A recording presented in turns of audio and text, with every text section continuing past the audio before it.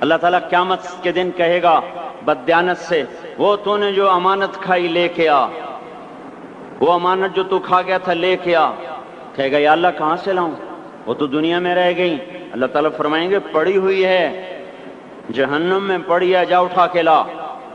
اور وہ جہنم میں کیسے جائے؟ تو فرشتے ماریں گے چل، اور وہ اس کو لے کے چلیں گے، اور چلتے چلتے دوزخ کا سب سے خطرناک حصہ حاویہ، وہاں اس کو لے کے جائیں گے جہاں منافق رہتے ہیں۔ بددیانت لوگ حاویہ تک چلے جائیں گے ایمان ہونے کے ساتھ بھی، امانت کو کھانے والے لوگ حاویہ میں چلے جائیں گے جو منافقین کی آگ ہے اس میں۔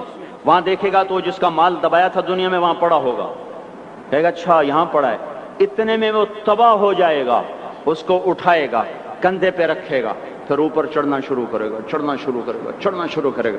جب دوزخ کے کنارے پر آ جائے گا تو وہ اس کے ہاتھ سے چھوٹ جائے گا اور پھر حاویہ میں جا گرے گا۔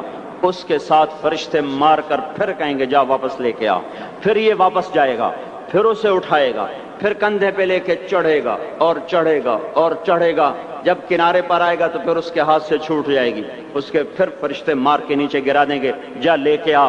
اب یہ کبھی اس میں سے نہیں نکل سکتا۔